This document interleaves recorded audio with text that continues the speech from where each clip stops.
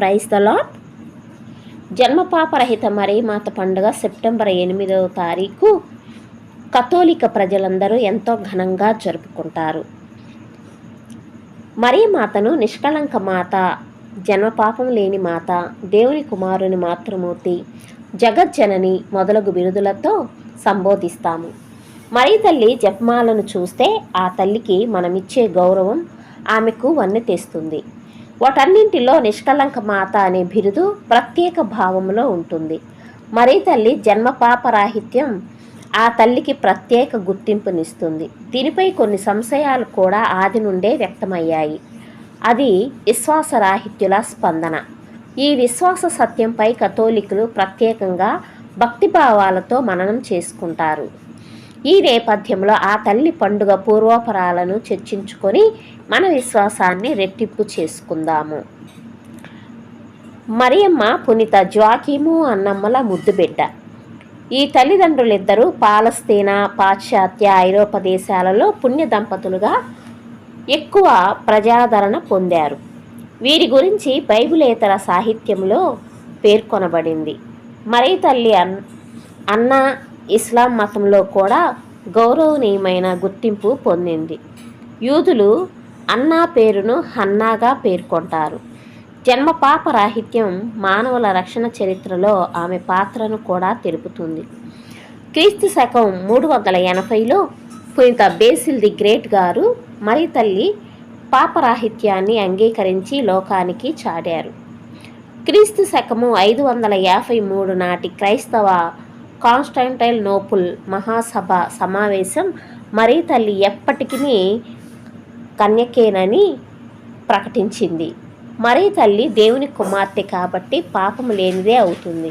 కావున ఆమె శరీరం కూడా కళంకం లేనిది. ఆమె ఆత్మ, దేహం దేవుని ప్రతీక. ఈ విశ్వాస సత్యాలను విశ్వాసులు ఆది నుండి గట్టిగా నమ్ముతూనే ఉన్నారు. ఈ అంశాన్ని శ్రీసభ తొలి వేదాంత పండితులైన తెర్తులియన్ పునీతులు అథనాసియస్ ఆంబ్రోసు గారు బోధించి ప్రచారం చేశారు. పునీత ఆల్ఫోన్స్ ది లిగోరి గారు ఆమెను దేవుడు పరలోక వాక్కుకు తల్లిగా చేయాలని అనుకున్నారు. కాబట్టి నిష్కళంకోద్భవిగా మరీ తల్లి జన్మించిందని అధికారికంగా ప్రకటించడం కూడా వింటాము. మరీ తల్లి దేవుని సృష్టిలోనే అత్యంత పరమ పునీతురాలు. ఆమె జననం యెరూషలేం పరిసర ప్రాంతంలోనిదే. మరీ తల్లి భర్త యేసేపులాగానే 100% యూదయ స్త్రీ. న్యాయాధిపతుల గ్రంథంలో జెఫతా కుమార్తె తన తండ్రి పేరుకై తన కన్యత్వాన్ని సమర్పించుకుంది. మరీ తల్లి జన్మపాపం లేదని క్రీస్తు శకము 2వ శతాబ్దం నుండే తర్జన భర్జనలు ప్రారంభమయ్యాయి. క్రీస్తు శకము 170 నుండి 235 నాటి రోము పీఠాధిపతి హిప్పో హే వ్యతిరేకించాడు. అందుకు క్రీస్తు వంశావళిని కూడా ఆధారంగా పేర్కొన్నారు. వీటిల్లో యేసు సాకుడు తండ్రి యేసేపును గుర్తించారు. వంశపారంపర్యాన్ని ఉదాహరణగా ప్రత్యర్థులు చూపిస్తారు.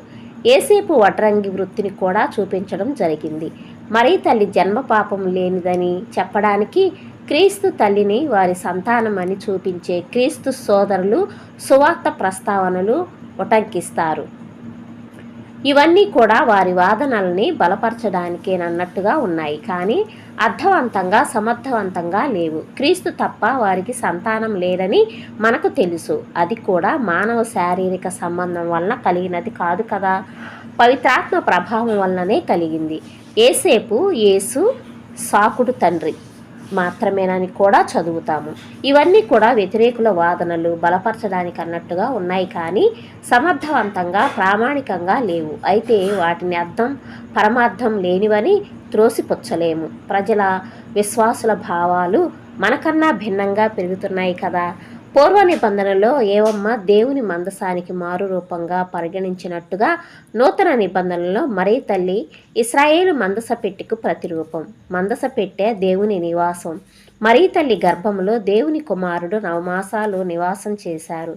మందసం పెట్టె ఎప్పటికీ కూడాను పవిత్రతనే తెలుపుతుంది. ఈ తల్లి పుట్టుక ముందే దేవుని ఆలయంలో దేవుణ్ణి సేవించడానికి అంకితం చేయబడింది కాబట్టి ఆమె జన్మ పాపరహితురాలుగా ఎంచబడింది. కాబట్టి శాశ్వత కన్యకగా ఉండిపోయింది. ఈ నిర్ణయం ఆ తల్లి స్వేచ్ఛ నుండి కూడా వస్తుంది. కన్యత్వం అంతర్గత స్వభావం లక్షణం. మరియా యేసు తల్లి పవిత్రాత్మ ప్రభావం వలన జన్మించడంతో క్రీస్తు జన్మానంతరం ఎల్లప్పటికీ నిరంతరం జన్మపాపరహితంగానే ఉంటాయి. కావున యేసుక్రీస్తు సంపూర్ణ దేవుడని, సంపూర్ణ మానవుడని తెలుపుతుంది. ఇది శ్రీసభ విశ్వాస సత్యం, రహస్యం. యేసు బోధించే నాటికి వారికి రమి 33 సంవత్సరములని అతని తండ్రి యేసేపు అని లూకా సువార్తలో తెలుసుకుంటాము. మరి తల్లి పాపరాహిత్యం దేవుని వరంగా ఉంటుంది. దేవుని కుమారుని తల్లిగా మారడంతో మరీ తల్లి సర్వమానవాళికి తల్లిగా నిలుస్తుంది. అయితే ఇక్కడ మరియా యేసు తల్లిగా అంగీకరించడం ఒక ఎత్తు అయితే, యేసు జననం పవిత్రాత్మ ప్రభావం వలన ఆమె గర్భం ధరించిందనేది ప్రధాన అంశం. పవిత్రాత్మ ప్రభావం కావడంచే యేసు జన్మం పాపరహితమైంది. వారి తల్లి కూడా పాపరహితులే. కన్యత్వం అనేది ప్రాచీన మత సాహిత్యంలో కనబడుతుంది. దేవతలు పాపఛాయలు లేక కన్యకులుగా ఉండేవారని చెబుతారు. అయితే ఈ కన్యకలు కన్యత్వం చెడకుండా సంతానోత్పత్తిని కూడా నిలుపుకుంటారు. కాబట్టి మరీ తల్లిని ఆ దేవతలతో పోల్చలేము. ఇశ్రాయేలీల నియమం ప్రకారం యువతి కన్యత్వాన్ని చెరిచిన వారు ఆమెను వివాహమాడాలి లేదా పరిహారం చెల్లించాలి. మనుషుల్లో సంసారపరంగా 3 వర్గాలున్నాయి. ఒకటి సంసారాన్ని వదులుకొని నిరంతరం బ్రహ్మచారిగానే ఉండడం, ఇది సామాజిక ఆమోదాన్ని పొందింది. మరొకటి సంసారాన్ని ఆలింగనం చేసుకోవడం. ఇక మూడవది నపుంసకులుగా ఉండడం. నపుంసకుడని హీబ్రూ భాషలో సారిస్ అని పిలుస్తారు. మరి తల్లి దావీదు వంశస్థుడు యేసేపునకు ప్రదానం చేయబడిన కన్యక. మానవ మాతృరాలిగా సందేహించిన వనిత కాబట్టి దూత ద్వారా దేవుడు భయపడవద్దని అభయమిచ్చారు. దేవుని దగ్గర నుండి వర్తమానాన్ని పొందిన భాగ్యవంతురాలు గర్భం ధరించి కుమారుణ్ణి కంటుంది. ఆ బిడ్డకు గుర్తింపు పేరును కూడా సూచించారు. దేవుని నిర్ణయం అనాలోచితం కాదు, నిర్దిష్టమైన సంపూర్ణ ప్రణాళికతోనే జరుగుతుంది. మరియమ్మ సందేహాలను దూత ద్వారా నివృత్తి చేశారు దేవుడు.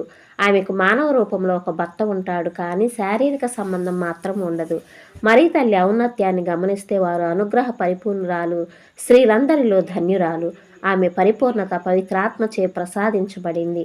కావున ఆమెకు జన్మ పాపాన్ని ఎలా అంటగడతామో ఆమె గర్భఫలంతో ఆశీర్వదించబడింది. ప్రభు మాటలు నెరవేరాయని విశ్వసించిన భాగ్యవంతురాలు. ఈ లక్షణాలు కూడా వారి జన్మపాప రాహిత్యానికి అనుబంధాలుగా ఉంటాయి. పై వివరణలు కొంతవరకైనా మరీ తల్లి దీవెనలతో సమ్మతమైన జవాబులు లభించాయని ఆశిద్దాం. ఆమేన్.